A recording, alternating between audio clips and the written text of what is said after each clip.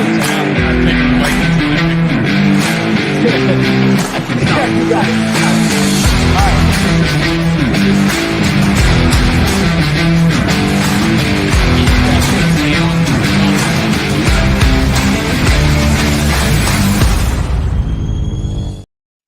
How's it going, Vikings fans? Welcome into another Wednesday night Skol Experience. I'm sitting here in Minnesota where it is smokier than a Snoop Dogg concert out here right now. Ooh, I like that. Thank you, Canada, for all of that. How are you guys doing? I saw Jamie smile when he saw the first commenter. Yeah. Hey, what up? Speaking of that, what up, Skol Mafia? Hey, I'm just your clueless co-host here, Skol Mafia. Just clueless. So hopefully these guys can carry me. Just so clueless over here. But yeah, it's smoky in Minnesota. Yeah, it's pretty bad. Yeah, the Canada fires. It was like that in Colorado for a while there, but I don't know. It's pretty cleared up here and must have made it to Minnesota. We haven't quite hit New York. We haven't hit New York levels, so you couldn't even see across the bridge. But hashtag Skol. So right before hopping on here, we were discussing, a lot of Kirk Cousins stuff. The Kirk Cousins hate by a lot of my worthless opinion by the media, whether it was, I forgot what is his name on Ryan Clark. Yeah, Ryan Clark. Day. And I guess Justin Day, and then Cam Jordan, of course. Yeah. Did you guys see my short? Savage. I sent you guys my short. I know it's not well produced like your guys's, but I thought it was funny. Cam Jordan. No, it was good. It was really good. That was hilarious. Yeah. So there's just all this hate about him, and I mentioned before, like, even for someone who's not pro Kirk Cousins, really, like me, I feel like that's out of hand. I feel like that is completely out of hand. I think he deserves more respect than what he gets with what Cam Jordan said. Everyone else, Madden, Cam Jordan, the ESPN, douchebag. Yeah, that's the second time he's done that. That's the second time that ESPN guy's done that. Yeah, so it's I think it's over the top in my opinion. And I'm still like, I don't know if I know I was here. This is the first time any city that I lived in or state I lived in won a championship. And this is the first state where they simultaneously lost the NHL championship and the NBA championship. With Florida Panthers and Miami Heat. Fort Lauderdale hosts the Panthers and Miami hosts the Heat. So it's like, we're losers here in South Florida. Right. Try living in Minnesota. And I went to I was at the first Nuggets game against the Timberwolves in Denver, the very first, and we got absolutely destroyed. And then obviously the Nuggets take that momentum and bring it to a championship. So I don't know how I feel. I was rooting for them. I'm mad at Jimmy Butler still for the. I like the Joker. The Joker, he's good. He's good. All he wants to do is go home. Yeah, someone got mad at him on Twitter.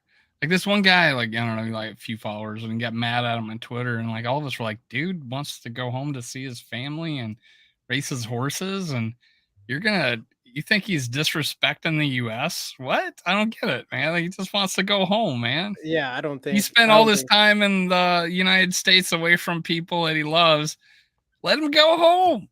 Dude, I think, hey, how you handle winning a championship. I mean, obviously, I'm not going to handle if the Vikings win a championship, there's going to be some buildings burning and shit. Probably it's going to get crazy if that shit happens. What's going on, Skol for life?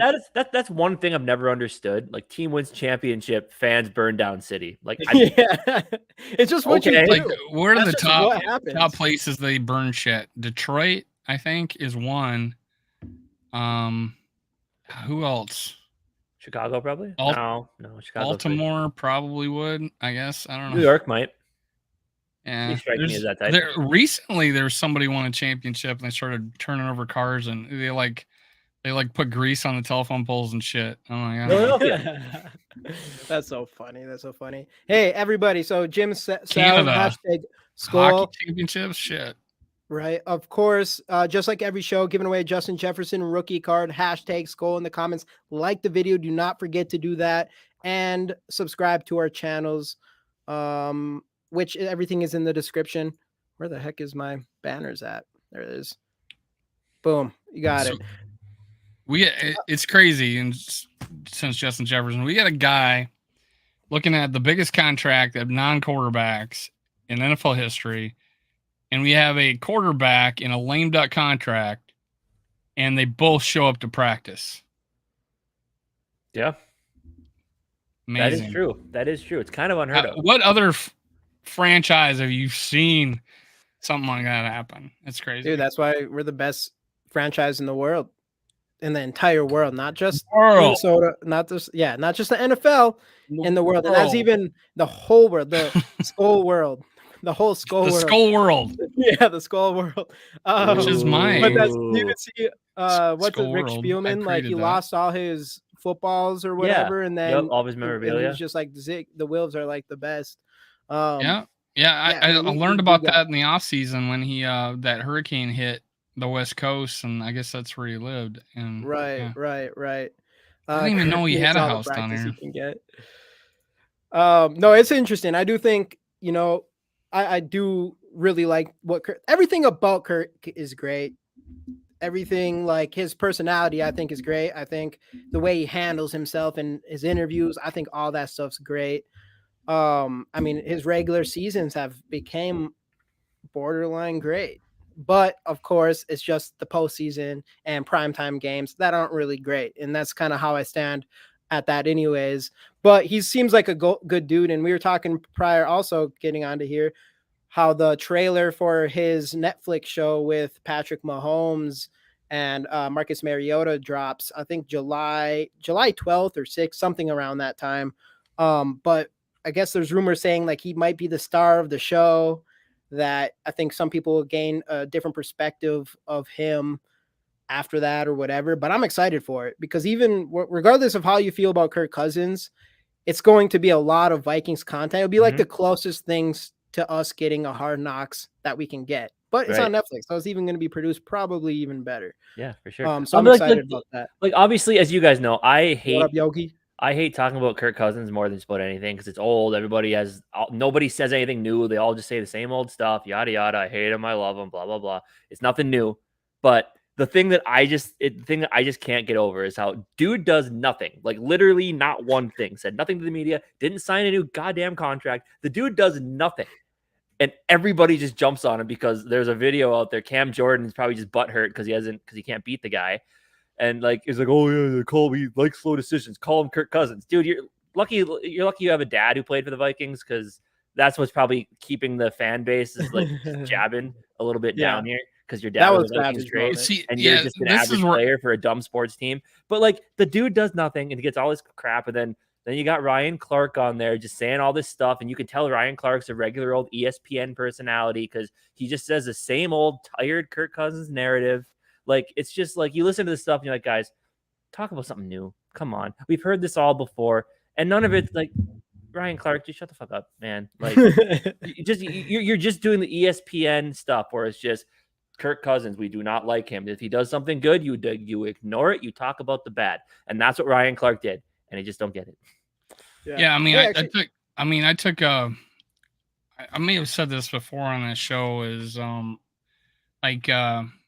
Chuck Foreman called me up right after, like, we had the interview, the first interview. He calls me up right afterwards. He leaves me a voicemail. I don't listen to it. I just call him right back, and he tells me like, "Hey, you're doing the right thing. You don't trash players. They appreciate that." And he's speaking from being a player, and I'm like, why would you do that? Be honest, but don't get like abusive. Like, holy shit. You can say, hey, this is the situation, 4th and 8, whatever. But to go to in depth to insult a guy so badly, that's the first thing I thought. And on Cam Jordan, having a player not respecting other player's game. It's just, you see players handshake after games, they respect each other, they swap jerseys. That's uncalled for, really, isn't it? That's like you just disrespected a guy because you thought it would be funny. It's like, hey man, that is just writing on the wall. I think he's still with the Saints, right? We play him this year. I'm gonna fucking love that game. Hope we beat him again. When's the last time? When's the last time the Saints? I hope he's lining up against Darisaw. He gets flattened on his ass. And I'm not gonna lie, Cam Jordan has fucking ate us up before. So yeah. That the whole Cam Jordan thing, that was completely savage. But I did think he had a good point. Not Kirk Cousins specifically, but all the things he said prior. Like, what was I don't know. Basically, exactly. it's like. And like that's the thing, like he's slow right decisions. Yeah, but like, and that's the thing. So like basically, like I think he clarified where he says like I do think Cousins is a good quarterback. He just doesn't have like that, like some guys do. Like he does, survey the field, which is good, but like especially with the bad offensive line, it's like he's safe. He's right. safe. And I think that is kind of what because he did say slow good decisions, but it's just the fact that he had to name drop like that is the part that I'm just like, dude, like that. Well, saying we named that type of quality Kirk Cousins. Right. I don't know. Yeah. But I've made the point in that he does hold on to the ball and he stands his ground too much. Right. And needs to step over like in the last play, right? I felt like if he would have stepped over to the right, anticipated that guy going to his left and meeting him there, that he would have had more time. I've said that consistently, but honestly, that's brave as shit. How many times he stood in the pocket and got hit. I don't know how you can't have anything but admiration for a guy who took so many hits and had as good a season as he had. Yeah, and I made the point last night again. I mean, there's no way in hell you can go watch last season and say Kirk needs everything perfect. Yeah. It's just that is such an old trope that never existed whatsoever. You cannot throw for as many touchdowns, as many yards, have as many wins, and say that the Vikings were perfect that allowed him to do that. It doesn't make any sense. It doesn't balance out. So. And this is big. I can't remember who the one that said it was. I think they said it on NFL Network. They were talking about that because then that Jamie Erdahl Vikings fan got into how she feels about Cousins and whatever. I know whatever McCourty brother is on there was actually kind of defending him. And yeah, this right here. I think someone actually did say it's like, dude, you have Derek Carr as your quarterback. It can get worse. We promise. Like Derek Carr is not Pat Mahomes. I think Derek Carr should be screwed. That's what's crazy is Derek Carr goes to the Saints and he had like 3 bad seasons, and then the past season he has a good one, and all of a sudden they threw him up into the top 10 quarterbacks. And then he came back to earth this year. Like some quarterbacks, it's like you're actually like not that good and you're pushed up super high. Where Kirk Cousins, he's like on the verge of being a good quarterback to like a really good quarterback. And for whatever reason, that middle line of being good and not great get so much scrutiny. It seems that's kind of where that's what McCourty says too. He said like, so let's just say Magic, like this year he wins a couple playoff games, or in the past he'd won a playoff game, made it to a divisional round, maybe won the divisional round, made it to an NFC championship game and lost it, or if he never made it to a championship game at all but won those first round playoff games. Like if he's 3-1 in the playoffs, let's say, how are we feeling about him? Like are you going to change the narrative, or are you it's still going to be the goalpost of you're paying him a lot of money, so go win a Super Bowl? Is it always going to move? So I just one of the things I say all the time is you don't have to be an all-time great to play great. Don't have to. I read off some guy put these historically good stats like 8th all time, 10th all time, 8th all time over and over again on Twitter about Cousins. I'm like, that is not accident. That is not chirping out of bed and all of a sudden being really, really good. It's just it's not a stat state. No, it's not an accident. It is literally consistency and healthy the whole time, and you just don't see that shit. And it's not heavily weighted. But yeah, you don't have to be an all-time great to have a great season. Dante Culpepper had a fucking great season, but he's not an all-time great. Mm-hmm. Not even close. Yeah. 2.5, 2, maybe 3 good seasons, but he's not all-time great. We already brought one of the comments up, but what is going on, Skol TY? That's our guy right there. What is going on? We already looked at your comment here about Cam now has a quarterback worse than Kirk Cousins.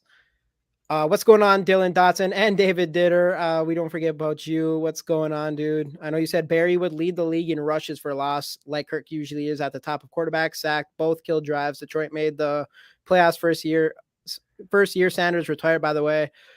I still like Barry Sanders.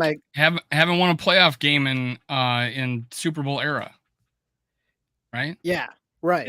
In the Super Bowl era. So I mean, I'm a huge Barry Sanders fan. I wouldn't blame it on him, but and plus you're a running back. I do think whether someone likes it or not, I do think definitely over. Like if you're going to put up a quarterback with any other position, there's no question the majority of the blame would go on the quarterback. I mean, they start with the ball. They do the most with the ball. But obviously it's not all just the quarterback. What's going on, Skol for Life? Barber 1975. Skol, what's up, fellas? What is going on? I also want to click this one. Listen, as much as I like to fuel the fire, I do respect Kirk. He plays his heart on. I'm just ready for something new of year 2 with the same offense. Still doesn't work for him. That's pretty much where I am. I respect Kirk Cousins 100%. Respectful opinion. Exactly. Yeah. I respect opinion, Skol Mafia. I have no problem with that. This is like, I like analogies. So I'm from town. I'm a town of like 500 back then. It used to be 1,000, but a group of us, we would visit other towns, go to street fight or street dances, right? Street fights. Getting there. If you had a group of guys and you didn't, there's one guy on your team or from your town you hated. You didn't like him at all, but you're over in the other town now, and they're coming at, and they decide to go after him. You guys from your town jump in on his side, and that's what I'm saying. It's like if someone from ESPN or like Madden comes out and disses our guy, I would think more people would come out to the defense rather than do a video to laugh at him. If you're a Viking, I'm like, if someone's a Viking fan and says, hey, they made fun of, they had Kirk Cousins falling on his ass and a guy getting in his face on Madden, that's hysterical. No, man, fuck. He's our guy. That's the way I looked at it. If that was somebody else, there's nobody on the Vikings I do not like.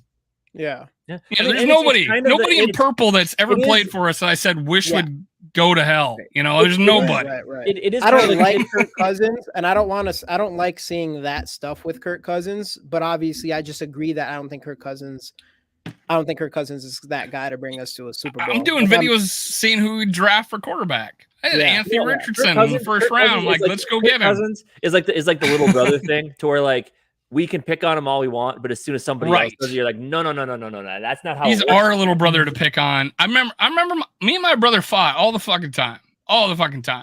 One guy started messing with me at the park. He was 2 years older than me. My brother, it wasn't only my brother, it was all his friends went over and said, try and hit him again. Try and hit him again. And I'm just sitting there, bring it on, man. Let's go. I want to see this. Hit me again, please. I'm like 9 years old. Right. Yeah, man. That's and my brother's friends are like 6'4", like they're already, Yeah. So it will be interesting to see if anyone is watching this. Let us know if you end up watching the Netflix thing, which I think you should anyways, even if you don't like Kirk Cousins, whatever. It'll be cool. It's going to be good to watch. It's going to be a lot of Viking stuff.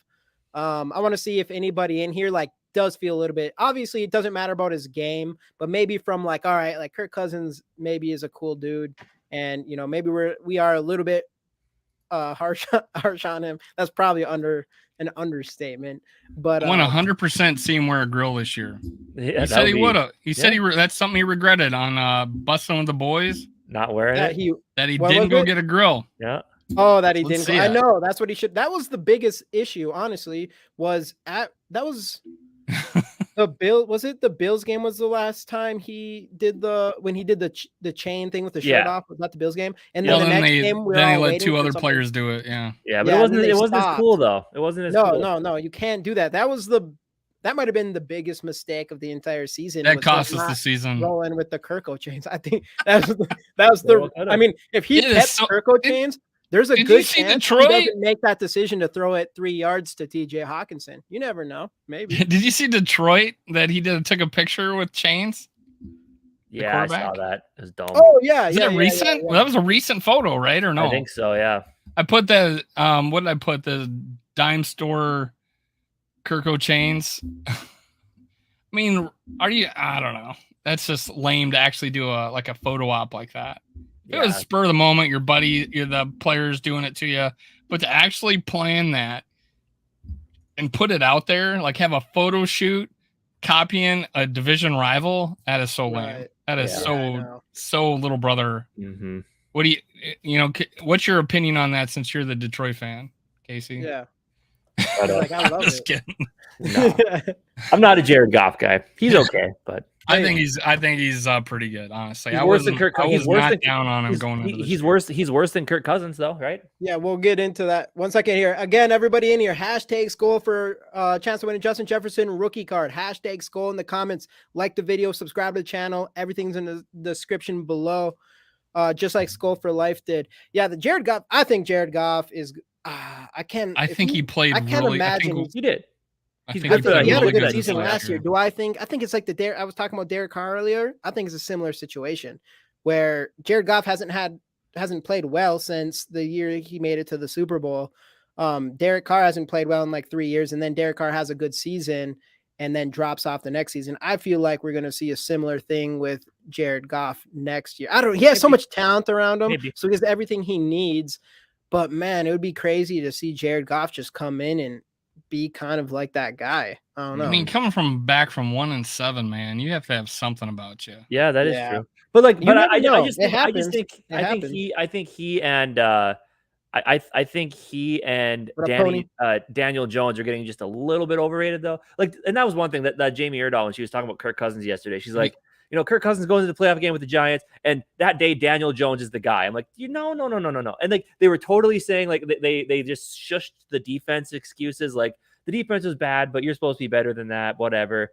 And like basically excused the defense and said Daniel Jones was just the guy that day. I'm like, no, he was not the guy that day. Our defense played like absolute dog water. Yeah, he was just took advantage of it. I would say DeBall, because I thought they made coming in, especially from the last time, and using Daniel Jones's legs as much as they did. I think that threw our defense off big time. I don't think we game planned for as much running from Daniel Jones. But again, this all the game. It was a lot different than the first time we played against them. So Jared Goff is winning at life. So Jared Goff is winning at life. He's doing a pretty good job. I ain't gonna lie. He's doing all right. Jared Goff looks like he should be starring in movies, not playing football, doesn't he? What's your impression of the company that Jared Goff keeps there, Casey, since you are the single gentleman in the room? Good. Is he all right? Good. Is he doing all right? Yeah. He's doing a good job.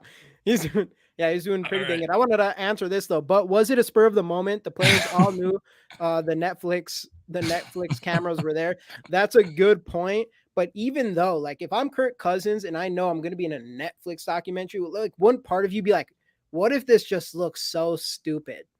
Like, part of you would be like, if I take my shirt off, wear these chains or all this chain stuff, like, wouldn't you be a little bit worried? Like, what if you look stupid in this Netflix documentary? So the fact that he's just like, know what, screw it, I'm going to do it anyways. I think that I respect him for that. Well, yeah. One of the things though is that I think this is a combination of NFL Films and Netflix. It is, yeah. So there's no way NFL Films is going to let their players look bad.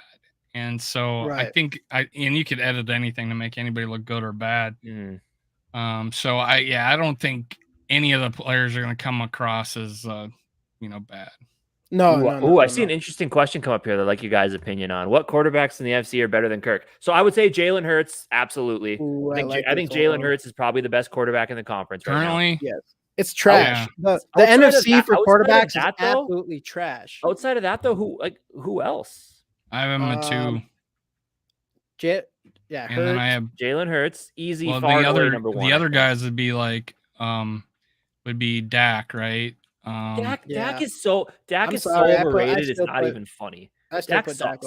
I will come out and say it. Dak sucks. Well, that's what I said last night. I take Kirk Cousins over Dak mainly because of health, but then the amount of interceptions and just inconsistency. And Dak is Tony Romo. They get these like up here, but they suck. They're no good. They're terrible. Kirk is Skol Mafia. Kirk is 2. I'm trying to think of the ones that have pocket presence. Jalen Hurts. Kirk, I guess Kirk doesn't. David Ditter's coming after Kirk today. He's been waiting. No one's really been talking about Kirk Cousins lately. And David Ditter, he's ready for this Kirk talk today. But like, I don't. Okay, who are the ones that have pocket presence? Like, let's start naming some names. Probably none of them, but the ones that really don't have the best, they usually can run. Well, and then that's the thing, and that's like guys like freaking someone has pocket Fields are getting all this hype. Justin Fields hasn't shown us he can be a good quarterback. Let's put it this way. So Justin Fields has pocket presence because he runs for 1,000 yards? No, right? You would think the guy that's able to stand in there and deliver the ball. What up, Stank? I would feel it has more pocket presence than the guy that runs it, whenever he can.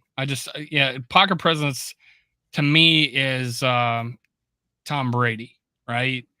He's not like fast, he's not athletic, but he moves around the pocket. Yep. I mean, he avoids that's easily my least favorite thing with Kirk Cousins is he just doesn't really avoid. He takes these hits, which dude has balls, I'll give him that, but he doesn't avoid the pressure. He doesn't have to take all these hits. He doesn't have the eyes in the back of his head. He doesn't really feel pressure behind him.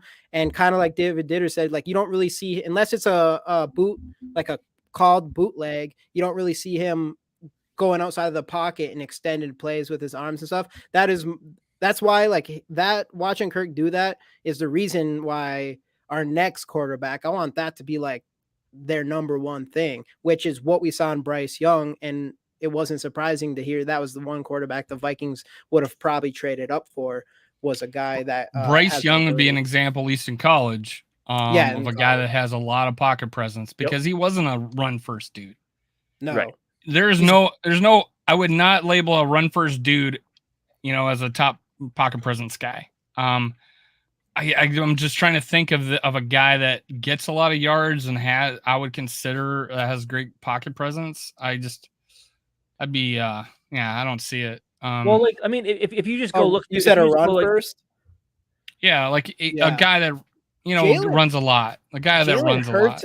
He's getting some. So he definitely improved. Yeah, but we'll see it. Like if he keeps improving that direction, like who knows? That would be pretty crazy. But I agree. Like in even our next quarterback, I want them to be that pocket presence first and then run second, or throwing first, run second. That's kind of like just like Bryce Young. You see that with Mahomes, Josh Allen. Yeah, and like Mahomes is an example of Mahomes is an example. He's not super athletic.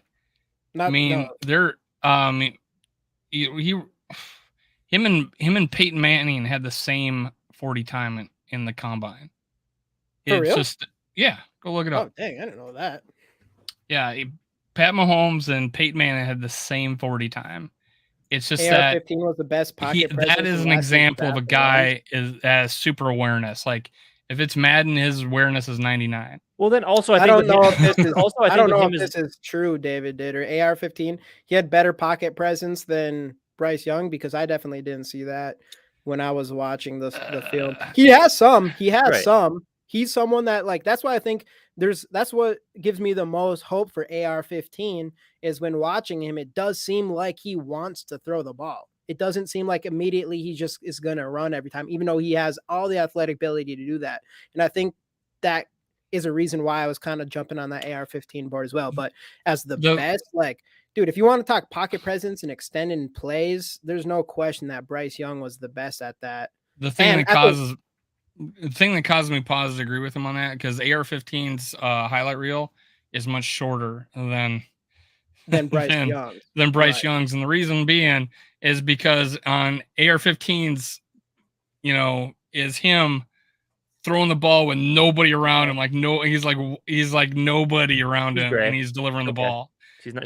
On Bryce Young's, he's got all these great plays, and a lot of them was because he scrambled and got out of trouble and made the play. Because he had just more of him actually making big plays in trouble. Right. And the stats back it up. When AR-15, his stats don't back up him being a elite quarterback, right? So, but you look at him and you see what he's capable of, and you're like, hopefully he develops into that. And that's the way I looked at it. And I'll be the first to admit I don't have a whole lot of game film on him. I did watch like every throw of a certain game, that kind of thing. Right. But the highlight reel is just him being wide, with nobody around him, and him just being able to throw the ball at will, right? Yep. And I've seen definitely some of that presence in the sense of pressure. I did see that from him. And it was like my biggest takeaway watching AR-15 was that he was capable of doing that. And pretty much I went into the entire draft. I went to the entire draft season last year with that number one thing on my mind. I looked at all the quarterbacks that I looked at. The number one thing I was looking at was their sense of pressure and if they can extend plays with their arms, because that's what I want from our next quarterback so bad. And I seen that mostly with Bryce Young, and I did see it with AR-15 on a couple plays, but he's a raw guy. So I think there's definitely some upside to him. The Colts are going to be, it will be sad if he ends up being the guy that some people think he's going to be, and knowing how bad a lot of people in our circle specifically rap Purple Pocket Podcast. I think it'll be disappointing if he ends up being as good as his ceiling can be. If he reaches his ceiling, fuck man, that's like one of the best possible. And the reason why I wanted him is because I thought it would be exciting. I would feel it would be me feeling the same way I did about Dante Culpepper. That was me wanting that same feeling, the romanticization of what Dante and all the jerseys I got of Dante and figurines and shit that I was buying of Todd McFarlane figures. You know, it's like I want that feeling again. I think it'd be exciting, and yes, he could hit it. You know, one season we could have weapons around him to where he could make a play. It'd be one of those things where people are playing Tampa 2 prevent defense and he just keeps running, you know, and wins the game, you know. Right. I just could see that happening, and I wanted that feeling again. But do I think he was it? Do I think he's like surefire? Like, no, he can't miss? No, not even close. But I feel like he could be. Right. That was my feeling about him. Right. Hey, first off, what's going on, AJ? Hashtag Skol, let's go. Maverick the Enigma. Hey, Dave, Case, Jamie, first live on this channel I've attended. Hashtag Skol. What is going on, dude? Welcome in. And we're on 2 channels, so make sure you watch both. Make sure you go like both. Subscribe to both channels, but we are giving away a Justin Jefferson rookie card on the show. You already did hashtag Skol. I'd probably try to do it again just to make sure, but hashtag Skol in the comments for your chance to win the Justin Jefferson rookie card at the end of the show. We just ask for you to subscribe to both our channels, Minnesota Sports Talk with Dave below, and our channel, GG Sports Podcast. Everything is in the description below, and like our videos. We'll appreciate it big time. And we'll answer your question right now as well. GG Sports Podcast is 1 subscriber away from 800. We had it this morning and someone unsubscribed. So if you haven't already, give us that subscriber. All right. Subject change. Are the Lions really that much of a threat? Well, let's see. Fuck the Lions. That's a good start. We ain't worried about nothing but the revenge on the Eagles this season. Yeah, I'm not afraid of the Lions. Hashtag, what's going on, D Will? So of course, Casey's a little bit worried about the Lions, or are you worried about the Vikings as a Lion fan? What does GG mean? That's actually both of our. So Casey Granda, my name's Jamie Gellerstedt. So that's both of our last names. And then we did kind of try to play on the whole good game thing GG. As well. Yeah. Since, we had 13 GGs last year, and we plan on keeping them coming. So that's pretty much how that works. I'm literally seeing if I haven't subscribed to you on my work computer. Media hyped them Lions up so much, dude. I think the Lions, because I don't know, it's weird. It's like we always get disrespected, but the Lions do have a good team. They got good wide receivers, even though one's going to be suspended. It's mostly because of how they played last year, and they did improve their defense this offseason for sure. They made a couple head scratching plays in the offseason, but I think it's just people are jumping on board with the whole Cinderella story thing with the Lions. Haven't made playoffs since 2000 or like 1993 or whatever. I think Skol TY put it in there. Black and white televisions. Well, they won their last. They won their last playoff black game. And white televisions. I think it's a Cinderella story thing, even though the Vikings never get it. That could be. They're from Detroit too, bigger market city. Yeah, they're waiting for Detroit to be good. They're waiting for it. The Lions were on Hard Knocks. That's a good point as well. This is the best point, though. Till the Lions prove they can win. I'm not worried. Yeah, I'm not. Unless the Lions, like, if any Lions fans are in here, it's like, you gotta, like, I'm not taking you serious until you show us something. Lions are coming soon, but it's going to be a minute. Hopefully the rest of the team gets caught gambling, then get good when they get good. As long as they keep making stupid decisions. GG stands is both of our last names, but also like the good game and out. And we'll take greatest guys too. I'm cool with that. Yeah, so it's like I'm cool with greatest guys. Both of our last names, good games, because the Vikings won 13 games last season, and they're going to continue winning games. And the greatest guys, of course. But also, then we got to the point we were thinking about changing it, but we're too far in now to where it's hard to make any changes. So we're just kind of letting it roll. Rocking it. Minnesota Vikings podcast. Subscribe. So I wanted to jump back into the Justin Jefferson stuff, because we kind of fell back into the Kirk Cousins. And just about, I mean, how impressive, I don't think we mentioned on this. I think we were talking before this, but how impressive it is for a guy like Justin Jefferson with his pedigree to come and say the things he said about, he's showing up for training camp, even without the extension. When you see like all this stuff going on with Stephon Diggs and some of these other players who aren't showing up to minicamp, you're talking about the best wide receiver in the league, who definitely is done more than earn his money, and he's still showing up to practice. That's one thing I was going to say about the whole Kirk Cousins thing, is like everybody said when Stephon Diggs left, it was all Kirk Cousins related. Well, now he's got Josh Allen, a guy that many people see as a top 3 quarterback in this league. And Stephon Diggs still isn't happy. So I don't think it was Kirk Cousins. I think Stephon Diggs is just that way. It was Zimmer's offensive philosophy. Yeah, basically. I think so. Yeah. And then now with Josh he held fast to that while people were bitching like crazy. I wasn't YouTubing then, right? And I was barely on Twitter, but when I went to look, it was just hate. Like, and then when they went to the Pro Bowl and they're hanging out and hamming it up on the sidelines, and it's Diggs, his cousins, they're hamming it, they're talking to each other. It was like, oh yeah, he really hated Cousins. No, it was all about the lack of passing attempts. Remember 2019, Kirk only had like 3,300 yards passing and beat the Packers badly, only throwing like 80 yards. So we had a completely that game. Yeah, we had a completely run first. Yeah. Hey, Maverick, the Enigma, big Spider-Man fan myself. Got loaded with comic books here. You and I got something to talk about. If you've watched the Miles Morales movie, that's pretty awesome. I have not. I've heard it's pretty good. I've seen the first one. I haven't. Artistically, it's pretty awesome. Its story's a little crazy, but good characters and stuff like that. So, the Diggs thing is, I like Diggs, but obviously he's somewhat of a diva. I've mentioned it before, but I know when they did with 96 questions with Brian Robinson, and they asked who would you want to date your sister, and everybody who wouldn't want to date your sister, and everybody said Stephon Diggs. And it was hilarious. It's like, what? I'm a good guy. It was just so fucking funny. But I like him, but he is a little bit of a diva, of course. But that's what's like, Justin Jefferson is just not that at all. Like, he's one of the humblest superstars we've seen from a Viking standpoint, probably. Because we've had who in the chat thinks Casey's cat is planning to kill him tonight? Normally I have the background blurred. I don't know why it's not today. My phone messed up, but yeah, you can just see her chilling. The cat has something planned. I think the cat has something planned. She might.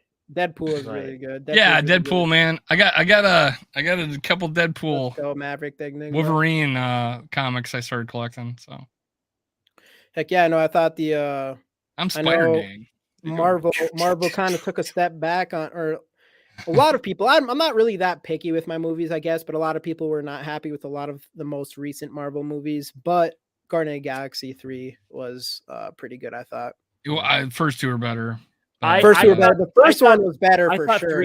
I thought 3 was number. I chose my second favorite. The first one was the best. The third one was second. First one was like almost. You could have made the first one and not had another one True. I guess definitely the first one just beats them all. I mean, it's one of the first one. Nothing beats Iron Man 1 though. It might be my Iron Man 1 is. Did you know that the National Archives have now put that have entered Iron Man 1, the first Iron Man movie, into the like a vault to where if like fucking New York Holocaust happened, that movie will be preserved. That's crazy. That's so funny. Just Robert Downey Jr. with everything he went through. Dude, man, he saved Marvel movies. Anyways, he made Marvel movies. Right. I mean, you said all right. I don't want to get too far into Marvel talk. You said Spider-Man. We were Spider-Man 1, like Spider-Man 1 with Tobey Maguire, or the Spider-Man 2 is probably thought of about. So for me, like, I don't know, Spider-Man 1, 2, Iron Man, first Avengers movie. Those are probably the best ones I've ever seen. So for me, my thing was always every Marvel movie after Iron Man 1 was just another Iron Man movie without being called Iron Man. Iron Man 2 and 3. 3 was, that was too much. But Iron Man was a star of the show in all of them. Yeah, and Iron Man is the best Avenger because he was the only one that wasn't like superhuman or whatever. He was just a smart dude who made all of his own shit. And he's rich. I don't know who my favorite one is. I've always been a Spider-Man fan because the first Spider-Man of Tobey Maguire, that was like the movie that got me into Marvel. I like the Garfield movies too. If I was going to be a superhero, I would unfortunately be as cool as it'd be to be Spider-Man because I hate spiders. I'm deathly afraid of them. So I would be the one to get me too, man. I don't know why he's my favorite character, but I fucking hate spiders and cats now because the cat is gonna Casey's cat jump at Casey, take him down. Jetta does all right. Let's get back in here. Jetta does have a bit of a temper though. Wait, Disney trash Avengers left out the two main characters. Yeah, I wanted to also say, even though I've always been team Marvel over DC hardcore, but sucks. I do think what's the director's name for James Gunn? I think James Gunn is about to bring DC to the level that they've been trying to for the last 20 years. Because like there's the stuff he's already released with them, to me that's like more of my kind of stuff. Like Peacemaker is so underrated on I'd watch it if I was people on HBO, but anyway, back to ball. Yeah. Jetta has a bit of here's the difference between he's actually passionate. Yeah, it's passionate. That is actual passion. That Diggs is him trying to get his way, right? It's like there's a different, like he says, "Oh, I'm passionate." Oh, and now he's bailing on another team, selling his house. Yeah, where JJ is like, yeah, he takes his helmet off and forgets that there's a ref there, type of thing. But it is like, man, when you're playing at his, he could have killed that ref, man. At his level, to be the best wide receiver in the league, you definitely don't like to lose. You don't like to make mistakes. That's gonna happen. I mean, it shows how much he cares. And obviously, maybe you should be careful with those, especially since that technically probably should have gotten kicked out of the game, but he didn't even get a penalty, I don't think. He held up, but he came close to really smacking that ref. A bit of it. Yeah. Keyword, a bit of a temper. That's fair. We'll call it, we'll chalk it off as passion. Well, and so it doesn't carry over in his personal life, though. It doesn't carry over to interviews. It doesn't carry over to social media being cryptic or just being an asshole. He saw it. There was he was interviewed and he was talking about how he like shut down social media, and then he was like missing it. Like he wanted to be. He was like going to his phone to look at it, and he realized he already deleted all his social media. Yeah. But yeah, that was kind of an example of him. That's the extent of him losing his temper, is that he wanted to focus on the game and not see the hate out there.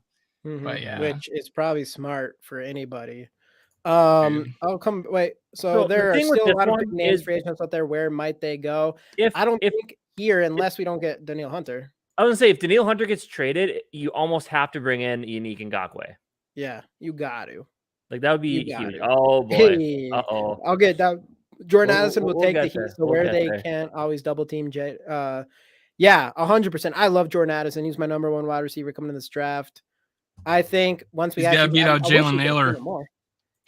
Yeah, he has a huge mountain to climb to beat out Jalen Naylor. But man, I think he's going to be that guy for sure. And it's going to be an exciting season on offense. That's like, I don't care what you think about Kirk Cousins. At least like no matter what, you're going into the season with a capable quarterback that can get it to your guys instead of other years that we've dealt with when our quarterback can't do that and you have a superstar wide receiver and the ball can't even get to him.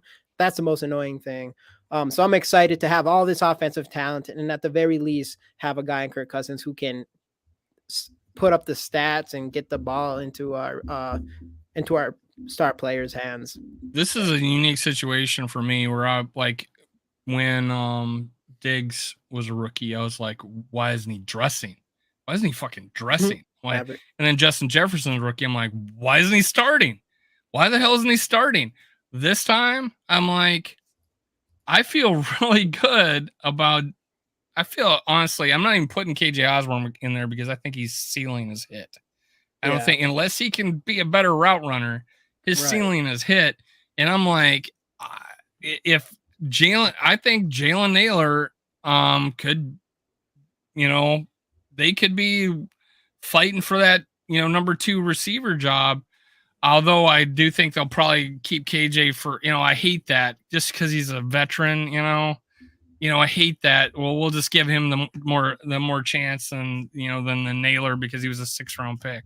Well, fucking wasn't KJ Osborne like a 6th round pick or a 5th round or something like that? Yeah, something like that. Yeah. So and he bombed as a rookie. Jalen Naylor didn't. We left the season thinking, oh my God, we may have something here. And then we left the season with KJ Osborne as like, is he going to make the team next year? That's the way we were feeling about him year 2. Right. Big difference. Hey Maverick, have you told Rap that yet? I can 20 quarterbacks with my guy Rap Live, aka Purple Pocket Podcast. That's our boy right there. Sure. I mean, y'all Rap, you can name 20 quarterbacks worse than Kirk Cousins. I can name 20 quarterbacks worse than Kirk Cousins right now. Like starting, starting in the league right now. Oh, Angler's back. Ooh. Yep, Angler's back in the building. Packer fan. 5 minutes ago, speaking about quarterbacks, obviously, I mean, Jordan Love's number 32 in the league right now. We don't need to worry about him. Definitely. If he had they want to trade Hunter.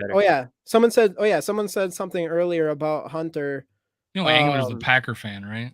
Yeah, Angler's a Packer fan. That's why Hunter's definitely. It sounds like he's not going to show up to minicamp or training. He's holding out, and it's a situation. I definitely don't blame him. He's due $5 million right now. I'm not taking any chance of getting injured or anything like that. If I'm him, it makes sense in my opinion. And the position he plays, really. I mean, you got like one job, Right. So I don't blame him. If I'm him, I'm not showing up until I figure out what's going on with my career because he already gave us a deal last year, a big time. So he was supposed to get paid by now. Seems like the offense is using him a lot. That's what's up. That's what's up. I knew that what I said. What did I predict? 200 all-purpose yards this year. Maybe he's a catalyst. 50. It all runs through CJ Ham. Yeah, that could be. They're moving him all over the field. I guess they're moving him all over the field. He might be wide receiver too. Tristan Jackson is the 3rd best wide receiver. That's SK's so he played well in camp in the preseason. He did. He shined a little bit. He kind of had like that. Everybody kind of like looked at him a little bit like KJ Osborne. He was out of Syracuse, right? That's a player out of Syracuse. He was undrafted UDFA, if I'm not right. Is Tristan Jackson, right? Yeah, maybe I got the wrong player, but you have to look that up. I'm looking. Yeah, I mean, he did look good last preseason, but man, he has to beat out. So far, that's another thing I should bring out. It looks like the only players that are receiving punts right now are Powell and Jalen Reagor, which means one of them are most likely to make the unless we go nab someone up. One of those guys are probably going to make the roster right now. So that means you got Justin Jefferson, Addison, Naylor, Osborne, and potentially Jalen Rager or Powell, right? Powell, that's what it is, Brandon Powell. So one of those guys will probably make it. So that means if Tristan Jackson was going to make the team, he'll probably have to be as a 6th receiver. So it's all coming back to me. It's all coming back to me. Tristan Jackson, he was a UDFA, right? He was 2 years of Michigan State, transfers to Syracuse. He's played in 11 games by that time, but his senior year at Syracuse, or his 4th year at Syracuse, 12 games, 66 receptions, 1,023 yards, 15.5 average. I mean, the competition wasn't all that great, but he looked like he was the best position player out on the field when he was there. He's tall, long, athletic, decent speed, good jumping ability, if I remember right. I don't know his route running ability. It seemed like they just go, run and we'll throw it to you, go after it kind of player. So but I think, I think when I did a video on the receivers, I remember saying that he's going to play in this league. He's going to play for somebody in this league. And yeah, I think he's got a shot. Yeah, it'll be interesting. I mean, he's in arguably the deepest wide receiver room in the NFL. If Osborne takes a step forward and Naylor takes a big step forward, a lot of ifs. Definitely could be a lot of ifs, but it's gonna happen. It's gonna happen. So like, it's not. I think our top 4 spots are solid, right? But after that, I think it's open. Someone who, however, it sucks though, is someone who can return punts would makes the team, right? That's kind of thing. And it's between so far there, unless none of them make it and we just go get someone else. But obviously, Naylor caught punts in college. Yeah, so that's probably what's going to happen. But I think David is definitely right here. Rager got to move to running back. Cordero Patterson play. I definitely think he needs to be used more as a gadget type of player than his role that he has right now. I think he still has that ability to be good in that position, but we did not use him. The couple times we did use him in that area, it worked actually, because he had a huge fourth. He had a huge fourth. Yeah, he had this one, but he was wide ass open. But yeah, something like that. But still, so I'm like, we got to use him. The thing with him was, concentration, right? Like giving up on a play, almost costing us that Colts game twice. Best position group in the NFL, unbiased opinion. Easily unbiased. I feel that. We're not. None of us are biased here, so we agree. I think that was a little joke from our live stream last Monday night. Our live stream, but it was between Cincinnati and Cincinnati's wide receiver group and the Vikings wide receiver group. I'm probably leaning Cincinnati. I remember you guys talking about this. Pass catcher group. So you have obviously throwing the tight end. Yeah, you're throwing in the tight ends. Yeah, so we did tight that. Ends, we made sure. Don't sleep on Oliver. To be fair, we tossed. We're like, yeah, I mean, normally you'd probably put Cincinnati at 1, but we're Vikings fans, so we're going to Vikings at 1. No, I said Vikings only. Dude, I remember last year there was Vikings here, and then the second best, like way down here. I think last year there was articles they didn't even put us in the top 5. What's funny is like we romanticize this because 1998 we had the 3 deep, right? Our top 3 receivers, and I'm talking about Thielen, KJ, and Justin Jefferson, not tight end. Those 3 guys had more yards combined than 3 deep. Really? Yeah, go look it up. Well, because of Justin Jefferson, mostly. Oh yeah. Yeah, of course. That's how great Justin Jefferson is. That's how great freaking Justin Jefferson is. That's crazy, dude. And he's a humblest wide receiver. He's the best wide receiver, the humblest wide receiver. Pay this dude. He deserves all the money right now. I really hope he bounces back, has a fucking killer game against the Packers, and I hope he destroys Jair Alexander. Absolutely annihilates him, man. It's gotta. I still can't understand a word that guy says. Yeah, me neither. Yeah. But I didn't like it. I just didn't like it. I didn't even have to understand him. I was just like, I was just not happy. Actually, I'm gonna switch. Hey, what's going on, Justin? What is going on, dude? I want to bring this up. This is the video that we have coming out. I guess a sneak peek. but we have coming out tomorrow is we want to talk about, or today or tomorrow, I don't know when we're releasing it. So we go deeper dive during that. But is Jaquelin Roy and Makai Blackman getting first team reps so far in this mini camp? What's your thoughts on that, Dave? Dude, the day we that moment we drafted Makai Blackman, I was like, who? And then I'm looking. You know how I like to preface shit and lead into my So I'm gonna do it. Yeah. So I'm like, okay, he's not on the top. He's not in the top 3 pages of the cornerbacks. Like I had to go to the 3rd page. He'll be in the 2nd page. Got drafted only 9 people on the 1st page, and that's just cornerbacks. And I'm like, oh my God, are you serious? Who is this guy? And then, I heard about PFF and ranking him like top 3. And then I go look at the tape and I think, the first thing I say is, hey, this guy's in the guy's pocket, except he's holding on to it, So we just got to get over that. I thought the same thing about Evans, and he was able to get over it, right? Booth, however, didn't, but Evans did. So I think Makai Blackman is better than Evans. Looking at him, I was really high on Evans, honestly. And Evans, I guess, has been looking pretty good so far in camp as well. Yeah, I think talent wise, he's probably a better athletic. He attacks, and I like that.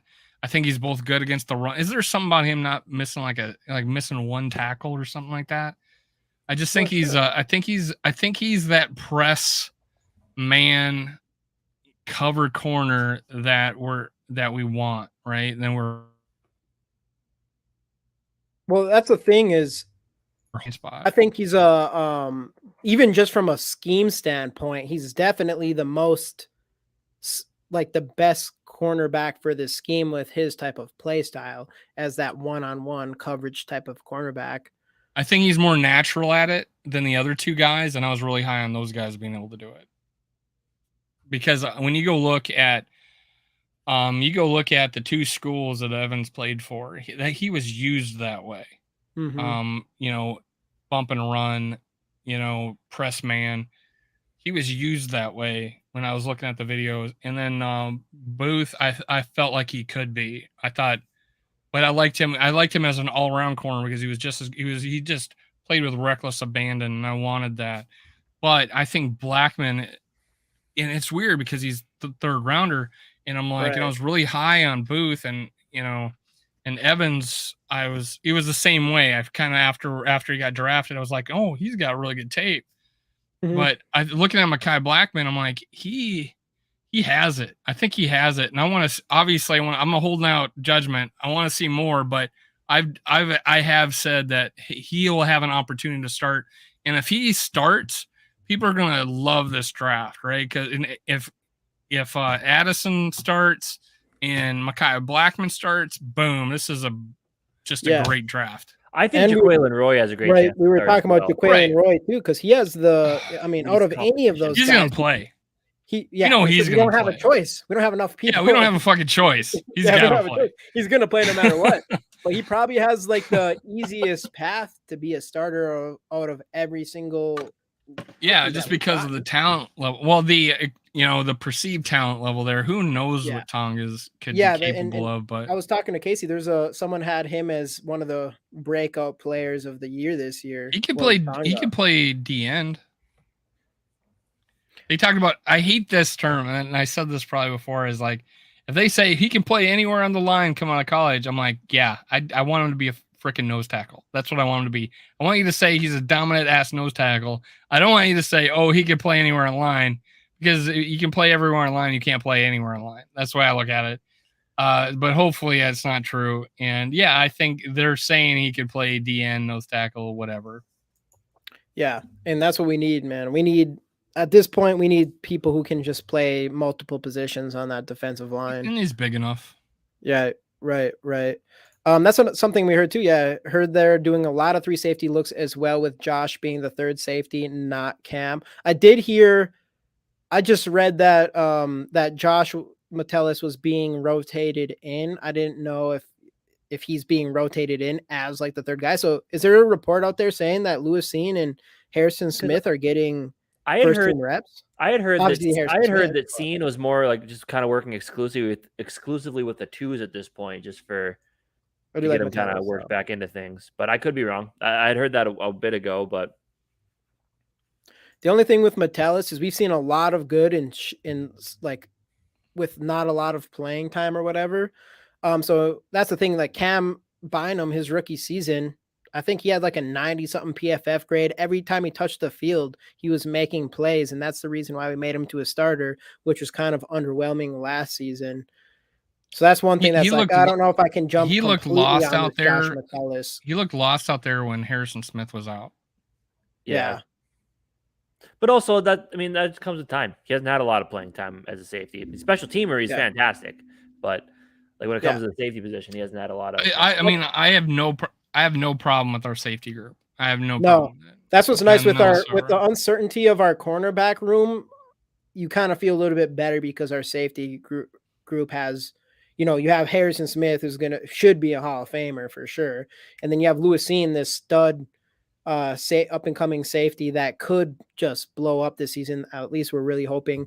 And then Josh Metellus has definitely some upside that we've seen last year. And then Cam Bynum has a whole season under his belt, who's still young. So I feel good about our safeties, which is nice because we need as much of that in our secondary with having no idea what our cornerbacks are going to look like as a starter. And we're just assuming Byron Murphy is going to be cornerback one. He's going to get every opportunity to be cornerback one. So it'll be interesting to kind of see how that rolls out with our cornerbacks, but it's a good start to have some good safeties back there. And it's all going to come down to, can we pressure the quarterback? I mean, you could have the best secondary in the world and you can't get pressure on the quarterback. They're not going to be able to cover all day. And this is and it was kind of a problem last season. Our pass rush was not always there last season. The sacks look good. But we were not getting to the court. I think that including a lot of the games we got absolutely destroyed on. Who were we talking to? I think it was Mike we were talking to. If there's like one common theme from last season, it was in the trenches on both sides. And when he got destroyed by the Eagles and the Cowboys, it all came from the lack of pass rush from our defense, and then the lack of, or just getting dominated, our offensive line getting dominated by the defensive line for those Cowboys was the worst. Yeah, for sure. And that's what we need to pass rush. That's where it comes back down to the whole Danielle Hunter thing. And if we lose him, there's like zero question that our pass rush is much worse this year than it was last year. And it arguably could be just because we don't have Zadarius Smith, but Zadarius Smith chilled out pretty big time in the halfway point, and we hope Davenport can come in and kind of step up in that position. And obviously we have tons of young talent that could step up for us as well. But if we lose Danielle Hunter, we got to be pretty worried about our pass rush, and I would say pretty worried about our chances of going deep into playoffs if that happens, if we do get rid of them. Speaking of that, I did see your video on Bleacher Report, their compensation, what we could get for Danielle Hunter. I didn't like it. I don't like it. Piss poor, right? Well, wait. So was there because was that the same article? A coworker of mine was reading one. It was like 10 scenarios, and not one of them involved a first round pick. No, second round. This was pick. 6, and none of them had a first rounder. Yeah. No, they had like a second round pick and like a second and a fifth, and we still had to give Danielle Hunter and a 6th rounder or something like that. Well, yeah, and all the trades this guy told me were kind of like swapping that way. The one that I stopped for a second and said, okay, maybe it was trading him to the 49ers and getting Trey Lance. Yeah. Plus like a 4th round pick. I'm like, I mean, I'd consider it, but still, like, it's not a need. I don't consider that because you have team. Yeah, there's untapped. I'm still like, I know some people are not on the Trey Lance board at all. I think there's definitely some untapped challenger. You're taking a risk for sure. If you trade Danielle Hunter, imagine if you traded that and Trey Lance ended up being who he's supposed to be, which he never has had a fair shot. Then you what was he supposed to be? He's supposed to be a top. I mean, it traded up. Like get him at number 3. Picks, so that's why the way I look at it is like one team thought he was supposed to be that. Yeah, I think there's a lot of teams that maybe there was. I don't know. I think there was. But speaking of that, And Trey, I mean, he has all, he played for NDSU, but he has all the tools that you want from a quarterback, every single one of them. But he played for a D2 college. So that is, and he's been hurt obviously a lot. So, I mean, it would be a huge risk, but I don't know. What if he did work out and he ended up being the franchise quarterback? Well, and then we go into the fact next that year's he's not draft. even going to get the fact that they've already penciled in Purdy, Yeah, it's kind of hard though, because Purdy is just, that's such a crazy scenario. and not just because it's Purdy, it's because it's Purdy coming off an injury.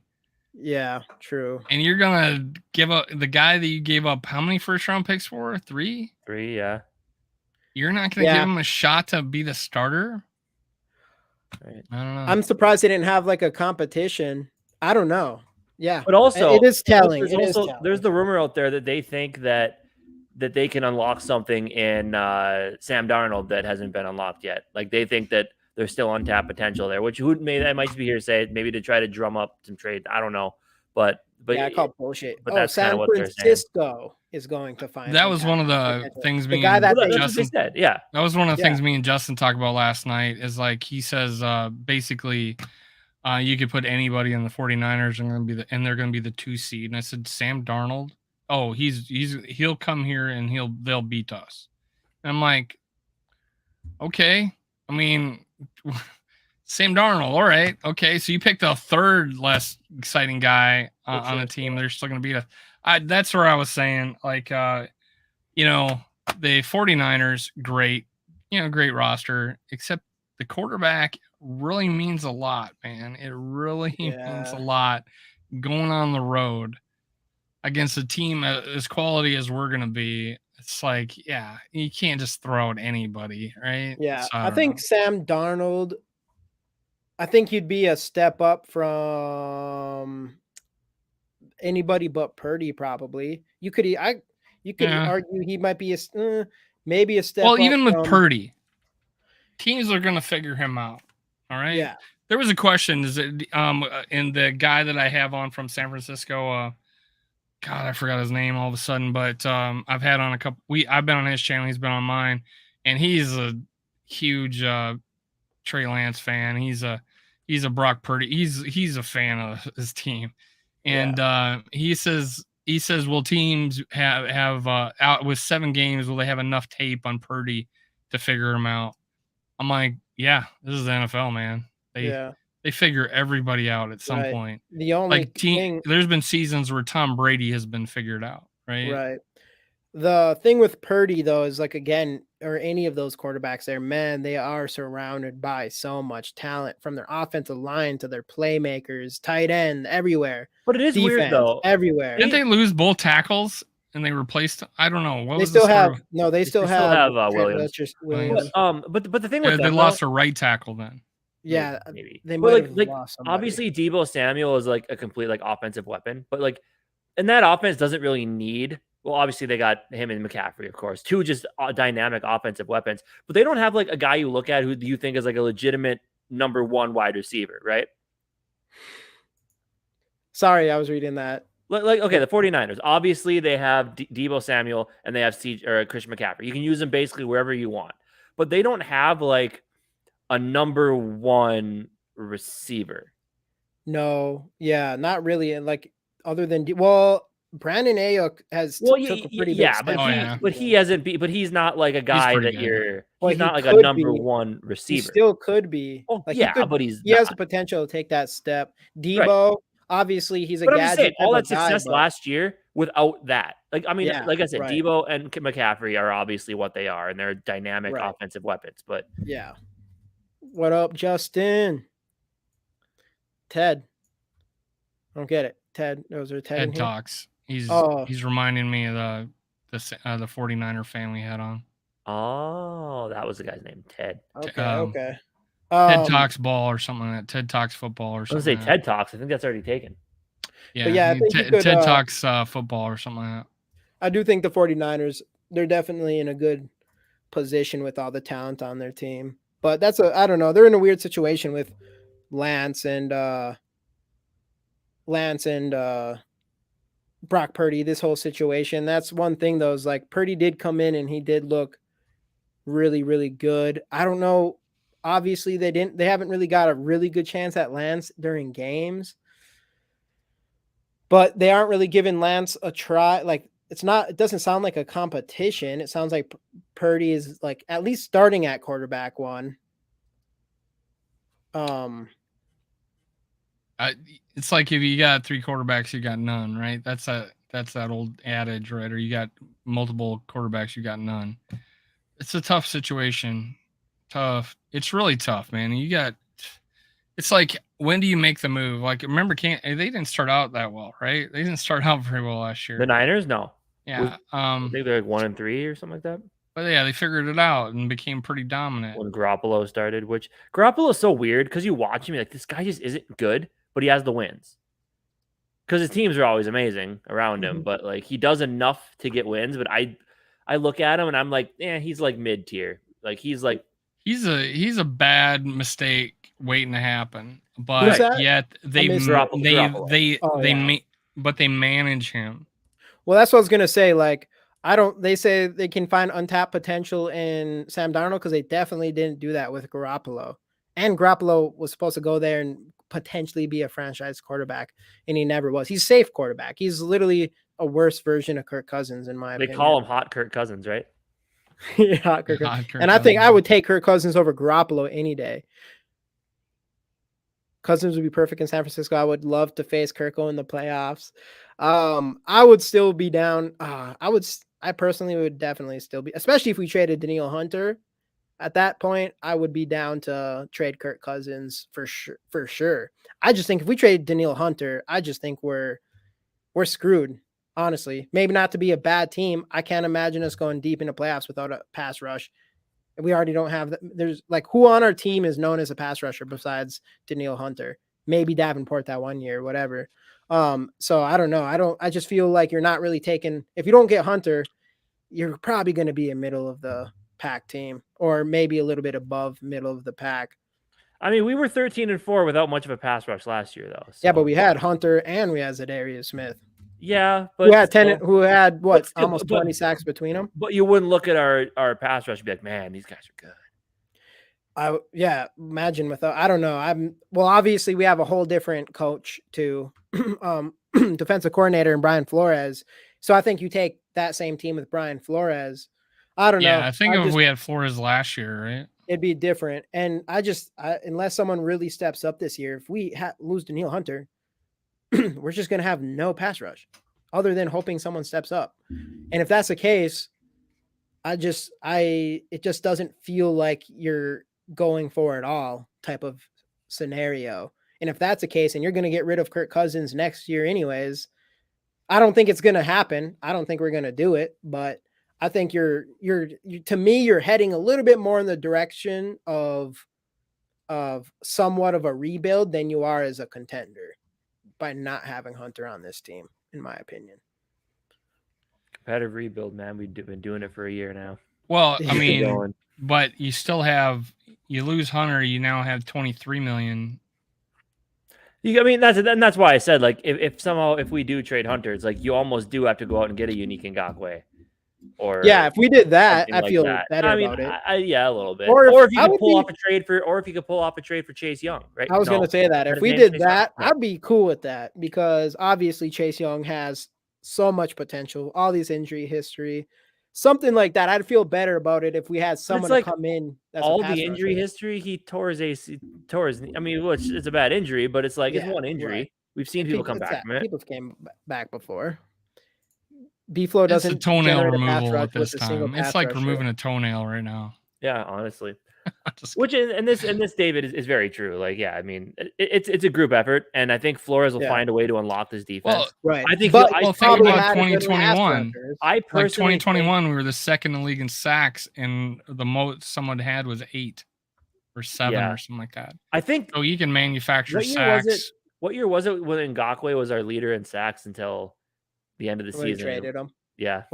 And he was still the leader in sacks. That was the season.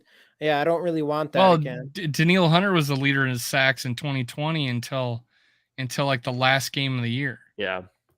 Even without Hunter, he only played Kirk, 7 should be no games. fewer than 8 wins versus NFC South and Or no, that was Chicago 2021. and That was Green Bay. 2020. You still it was complete. 2021. Yeah, that comes. But that's the thing is you could compete for the division without Hunter. I think that's true. Though, again, what are we doing here? In my opinion, what are we doing here? We've talked about this. This is the big thing with Kirk Cousins. Are we just trying to win 10 games and win our division? You're building a culture of winning. San Francisco went into it with all these pieces. Talent. So do we. Maybe not on defense, but on offense. We lose Danielle Hunter. I'm saying you're not trying to win a Super Bowl. Okay, so San Francisco is running it back again this year. What are they doing? They've had the same team for a few years, made 2 Super Bowls, didn't win one. No, you're only allowed to make the running it back argument if you're talking about a team in purple, man. It doesn't work. See, other teams, it's not running them back over there. On the other teams, but still, like it's you're building a culture of a winning attitude, and you put the pieces into place as you keep going. Sure, if you want your young quarterback, it's going to cost you at some point, but still, like if you have all the pieces there and they're all under contract, and you want to just get your quarterback and go all in, you can do that. Yeah, I think that's fair. If you can pull, I guess that like if we were able to get our quarterback of the future next season or next draft and we still had like a winning season, so like in the minds of our players it was like, hey, we're a winning team, whatever, instead of like, having a 4-win season, which I agree with Justin. If we have Kirk Cousins in this offense, we're going to still be a good team. We'll be leaning on our offense. Our defense, with Brian Flores, like our defense just does not have a pass rusher. It does scare me. I don't see how we make it deep in the playoffs. I feel like if you're not going for a Super Bowl, I don't know, you should do things to eventually go for a Super Bowl. I don't know, because that's what we've been doing. That's the whole thing with Kirk Cousins. We've talked about it before. What we're going to do, we're going to go 8-9 or 9-8 every season, other than, we didn't last season, but and then get a middle pack, get a bad draft pick, and we're just going to keep doing that over and over again, instead of actually going for like a real championship. Like, I don't know. I just think having no pass rushers would not go in the direction of like, you're actually out here trying to contend. Last year, it felt like we wanted to contend.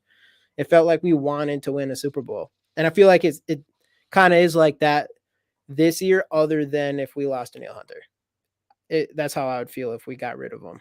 Which is fair. But I don't know. Like, you do feel like this year they're trying to win, but also looking at all the money they're going to have to throw around next year as well. So it's kind of a little bit of a best of both worlds scenario where there's still enough on this team to keep you excited. And you look at that offense, like you could just outscore people like we did last year, still have a bad defense, but no, they wouldn't. I just think that's what I think. Like, you would trade if you got, I don't know who you would be your quarterback, but if you could trade Kirk, if you lose to Neil Hunter, it's like, what's the point with Kirk? You're not setting up this team for him to even have a chance at a Super Bowl. Really, I just don't think our talent would be there. I can't. Pass rush matters so much right now in the NFL. But here's the thing, though. We have unknown commodities on defense, and you're excited about what Flores could do with that. We don't know what he could do with Davenport and Patrick Jones. I think he could turn Patrick. I mean, he's not going to turn into Danielle Hunter, but he can turn Patrick Jones into something. You're excited about Andre Carter. It's like that's the thing we've been preaching all offseason. The defense is almost the same, but Flores could come in and make it better. And the point I made with but it hurts not having one of the best. And that's true, but there's also no guaranteed. I mean, we would hope he fit on the defense, but there's no guarantee what happened. Point I made last night about like we don't know what we have in Lewis Seen. We don't know what we have in Asamoah. We don't know what we have in Evans. We don't know how we have in Mekhi Blackman. We don't know what we have in, you just name a player on the defense. We do not know what we have. Right. Which is a good thing and a bad thing. Right. Because we didn't know, I think Justin made the point. Well, we had Harrison Smith and we had all these players back in Zimmer or whatever. Well, we didn't know we had then either. So same situation. We don't know what we have. It could end up being better. It could end up being worse. It could end up being the same. Or it could be just slightly worse. Who knows? There's a wide range of we don't know what we effing got yet. Right. And throw in Davenport. We don't know what we got there. I mean, he didn't get a lot of sacks last year, but he got a lot of pressure. And now he's got a guy that's coaching him that is known for getting pressure. I don't know. When I saw him in purple playing on the field and the way he moved, I'm like, the guy's athletic. I mean, he's not Danielle Hunter. He's not gonna be Danielle Hunter, but he's pretty. I think we got a pretty good one there. But if we trade Danielle Hunter, we have to do something like Casey. Go get Ngakoue, whatever. He's not a big run stopper, right? But Danielle Hunter is an all-around player you can put anywhere on the field. On the D line, and you're fine. So yeah, he's gonna be missed. Yeah, and obviously, Jamie, I'm not disagreeing with you. Like I agree with what you and Dave, like what Dave said there as well. Like if we get rid of him, I'm gonna be worried. Of course, for sure. I spin gold, man. I spin gold. So, but I'm not saying I'll be mad. I'm not saying I'll be mad because as long as we got like good compensation, because I am more worried about our future than our present right now. I'm worried about both, but I am more worried about our future than our present. Like I want our quarterback of the future. So it's like I'm like the idea of getting as much capital as we can going into next year's draft, so we can just go get our guy is exactly what I want, probably over anything right now, without ruffling any feathers and the whole Justin Jefferson being upset because our team sucks, that whole type of thing. Like if you take that out of it, like I'm more concerned about finding our quarterback of the future and going from there than like this season. So if we did trade Danielle Hunter and we got a first round pick for him, I think at least I'm not going to be super angry because I'm like, at least we're taking the steps to help our future out in this quarterback thing. But as far as right now, it doesn't seem to make a ton of sense for me, other than, I mean, you got to do what you got to do. You got to pay the man, and we have to pay Justin Jefferson, and we should pay DJ Hawkinson. So there's all that stuff. So there's only so much you can do, but it just feels like we're kind of in a pickle in that situation a little bit. So I don't know. We'll see what happens. But trade Kirk Cousins. I just want as much possibility to go get our guy in next year's draft. I'm like looking forward. I wish I could skip a year almost until next year's draft and then just take a chance on a quarterback and then go from there. Yeah, you'd get to next year's draft. You'd be sitting there in front of the TV like, all right, here we are, draft day. So remember back in April when they gave Kirk Cousins that contract extension? Whoa, hold up. What happened? When was this? I need to go back. That's what's going to happen, man. If we go into like August or something, what if Kirk Cousins gets an extension before JJ? Well, that was one of the things I took away from his interview. He's like, "Hey, we haven't been talking about an extension, and we'll probably talk about it next March." Right. So that's what I took away from that. That and it's crazy that he's willing to do that. I know, and that's what I mean. I respect Kirk Cousins. Like that's a ballsy move by him. I mean, he's already made a shit ton of money, and now he's in a Netflix documentary. But also, like, I think he's also maybe using it as pressure because, like, every time Kirk Cousins has been in a contract season, he's balled out. So I think he's going to keep it going. He literally has nothing to lose right now. It's like if he sucks this year, but like whatever, the Vikings are going to let him go, and someone else will pick him up. Yeah, in a heartbeat. But I think he'll be fine. But what this whole thing was about, Justin Jefferson's back at camp. We'll get his extension soon. And as long as we have Justin Jefferson on this team stands a chance of winning a lot of football games. Definitely. And Jordan Addison, like our offense, there's zero question our offense is going to be better than it was last year. And that's saying something because we had a good offense last year. And the defense, and obviously you lose Cook, but you weren't really utilizing him the best way anyways. Yeah, and I don't think it's that big of a loss. And as for the defense, as Skol TYA here says, can't be worse. So right. Speaking of Justin Jefferson, should we get to that giveaway? Let's do this Justin Jefferson giveaway. I'm starting to only give it away to anybody who's here. Give it away. So we're going with anybody who's here. Last time, hashtag Skol in the comments. Did you switch cards? I just have a bunch of them. I'm just grabbing them. You switch cards. Justin won last time. The big switch. Ooh, we got 14 in here. If you have to be in the chat to win. Justin actually won last last week. He wasn't in the chat, and Sarah was upset. And Sarah's not even in here today. She's not even in here today, so she probably wouldn't even care. But you got to be in here to win. All right, running it. Make sure everybody gets in here. Yeah, I think we're good. Let's go. We're running it. I don't care if there's 2 people. Oh, this says there's 10, but boom. Dylan Dotson. Are you in here, Dylan? Got to be in here. That's what we're doing this one. Dylan Dotson. Did see you earlier. I don't know. Oh, wait. How long do you think you wait between each one of these? I think you wait like Dylan Dotson. Type your name. Dylan Dotson. Type your name in the comment section. Type your name in the comment section if you're here. Principal's office, please. All right, running in again. Sorry, Dylan. Yep. Boom. Here we go. Draw again. Who else we got? Justin. Wait, is Justin in here? Justin, you still in here?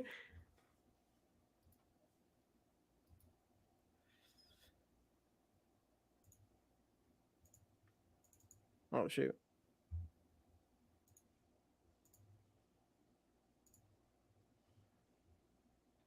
Oh, boy. No, Justin.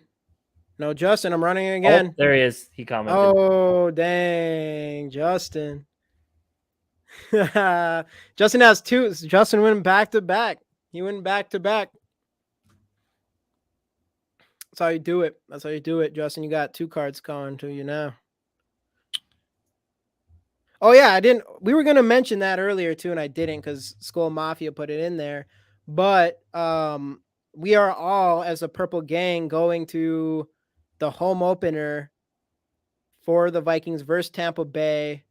What is it called again, Dave? Skullfest. Skullfest. So Skullfest, anybody from Minnesota, definitely come hang out with us. We're still trying to figure out to some extent where the party's going to be at. I think we're going to do a live show there as well. It should be a pretty good time. It'll be cool to see some of these fans. It'll be cool to see some of, see Dave and Justin and Rap and all those guys in person. Jamie, you'd make a great man on the street. What do you mean by that? The guy that walks around the microphone says, "Name five Vikings." I thought you were calling him I'm not calling you a streetwalker, Jamie. You don't know the man on the street. Or the news guy that walks around, man on the street. Let's go, people. Greg. Let's go. Greg says he'll buy me a drink. Casey well, you did want to be a stripper on that is true. I said I would. I mean, $5 is $5, man. I ain't too picky. Y'all made my money, dude. You heard it here at Skullfest. Jamie will do anything for $5. Bring your 2 drinks. Oh, Greg got that. 2 drinks. Let's go. That's what we're talking about. I know, Skol TY. You're gonna have to make it up to Minnesota for a Vikes game sometime, man. For sure. Nobody buy me a drink because I am not a drinker. I am a binge drinker. So yeah, you make it sound like it's a bad thing. I will drink it. Unfortunately, I will. You buy me 2 drinks. Everybody in here can buy me a drink if they want. I'll drink anything anyone buys. All right. All right. Maybe not anything. Maybe not anything. We're getting a little far here. But alcoholic. Well, anything else before we sign off for the night here, fellas? I'll ask my photo of Darrell Madison for the show tomorrow. Oh, you got Darrell Madison on tomorrow? Yeah. You said you have a photo of it? Well, the one I used for the thumbnail. I can't find it. Oh, yeah. So Dave tomorrow is going to have Alexander Madison's dad on his show. So not live. I'm going to post it after right after it. I'm going to post it. But okay. I wanted to get more from him this time because we've had him on for live shows before. So this time I want to do it recorded and post it, much like the Judd video that went kind of 4,000 views. So I kind of want to get this video out there better. So I'm not going to do live. We're going to do a recorded one. And Kinda we'll do a mix of we'll both. be sure to get that video Man out on the with street, I'm CJ. seeing lipstick and a beard. I can see it. And we'll be able to get that video out with I CJ can Ham see it. once Jamie convinces him to come on the show. You better I don't have know. you better have me on. I will. You do it on this show, I'm man. I'm gonna work on that pretty We're quick doing here. recorded. I don't care, but at least have me on. Yeah, we will. Thanks, Skol TY. Thanks, brother. Man on the I still like that. I want to tell him I'm a how man much, on you the know, street, son. Augustana College, you know, and his time there. When you know, the fans want to hear about Augustana College, right? No, the fans want to hear about Duluth, Minnesota. Yeah, Duluth, Minnesota, the best city that I So left. Jamie apparently has built a statue of you in the park in Duluth, Minnesota. That is not true. He has a tattoo. I'm just kidding. God, no. He has a tattoo of you, and I'll tell you what, it grows sometimes. Damn, son. All right. We're getting too far here, boys. We're getting too far here. This man on the street stuff, like, all right, I'm cool with that, but. Well, thanks everybody. All right, For hopping in. Appreciate it. Make sure to keep an eye out for Dave's show episode tomorrow when he posts it with Darrell Madison. Me and Jamie should be on Monday night for our regular Monday night live stream. And yeah, thanks everybody for joining. And as for Skol Experience, we'll see you next week. And go to Skol Media, Purple and Skol Media, and go check out their live show going on right now. I'm sure they're making good content over there, so go check that out as well. Yeah. All right. Till next week. See ya.